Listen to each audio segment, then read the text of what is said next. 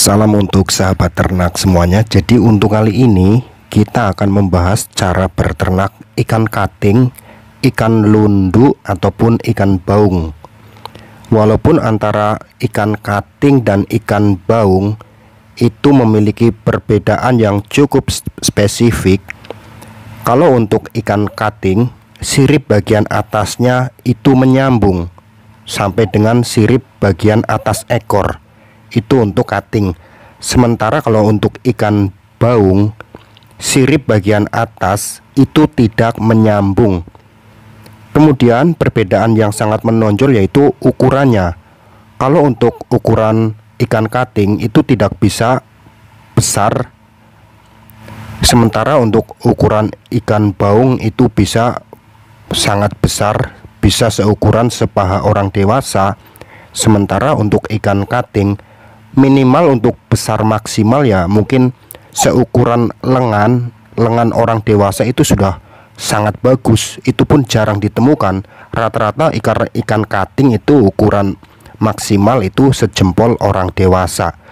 Tapi untuk cara pembudidayaan antara kating dan ikan baung ini sama, karena ini jenis ikan spesies yang bisa dikatakan masih dalam golongan satu keluarga.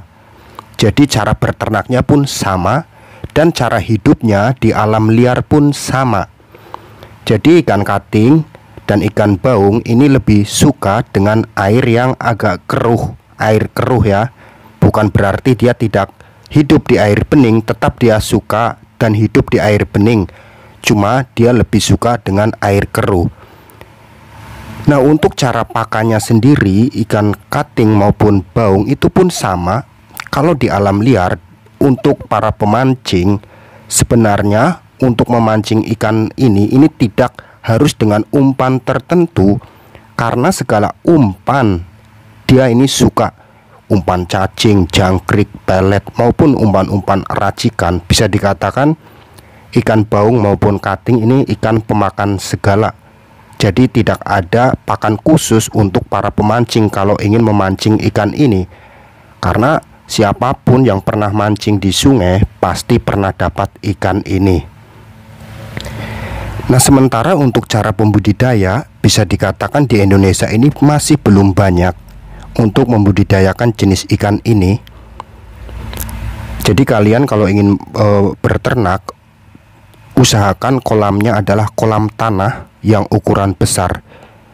Kenapa harus kolam tanah? Karena dengan kolam tanah ini maka bisa mencapai bobot yang maksimal seperti yang ada di video-video ini. Ini rata-rata bobotnya ini sangat besar karena kebanyakan ini menggunakan kolam tanah. Sementara yang di keramik ini adalah yang siap untuk dijual. Kemudian kolam tanah juga tidak perlu memakai aerator air.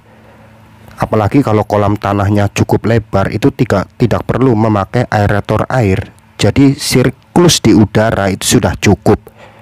Tapi kalau kalian ingin percobaan menggunakan kolam terpal ataupun kolam beton, maka harus menggunakan aerator air. Karena hewan ini juga kalau aerator siklus udaranya kurang, hewan ini juga rentan terhadap kematian. Jadi untuk kalian yang punya tanah luas, sebaiknya menggunakan kolam dari tanah seperti yang ada di video. Ini kebanyakan adalah dari kolam tanah. Maka hasilnya maksimal, maka panennya juga akan melimpah. Kemudian untuk masalah pakan, nah ini masalah pakan sebenarnya tidak ada kesulitan ya, karena ikan ini bisa dikatakan pemakan segala. Mau menggunakan pelet jenis apapun, ikan ini doyan. Kemudian mau menggunakan pakan dari alam, mulai dari jenis sayur maupun jenis dari serangga-serangga yang ada di sekitar rumah, mulai dari tawon, rayap, cacing, jangkrik ataupun serangga-serangga kecil yang lain, ikan ini juga doyan. Jadi untuk urusan pakan, ikan ini tidak ada kendala. Maksudnya setiap orang juga pasti tahu tentang pakan hewan ini, apa aja doyan. Nah, kemudian untuk hasil dari pemasaran, Jadi banyak ya pemancing-pemancing, terutama banyak yang sebel tentang ikan cutting ini sering ganggu. Misalkan kalian target jenis ikan tertentu, kemudian yang makan ikan cutting. Kebanyakan para pemancing agak sebel. Mungkin dikarenakan memang bukan ikan target. Tapi pada dasarnya ikan ini tidak kalah enaknya dengan ikan-ikan yang lain. Malah bisa dikatakan ikan ini dagingnya ini cukup tebal dan juga cukup banyak. Jika dipasarkan juga harganya juga tidak kalah bersaing dengan ikan-ikan yang lain.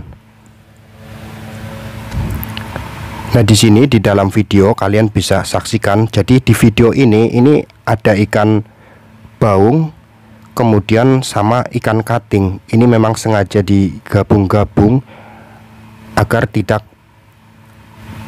misah ya. Jadi ntar bingung lagi bikin video cara berternak ikan baung, kemudian besok cara berternak ikan cutting. Jadi itu tidak perlu. Jadi ini sekaligus digabung jadi satu, karena biar praktis dan juga biar mudah. Nah, kita kalau di video ini memang dalam sebuah kolamnya ini cukup besar, dan cara panennya juga ini tidak main-main ya. Ini kalau dalam sekali panen ini bisa berkuintal-kuintal, bahkan ini bertonton ikan cutting, dikarenakan memang kolamnya ini sangat besar. Jadi memang sudah dari awal sudah niat serius mau berternak ikan cutting, jadi kolamnya sangat besar.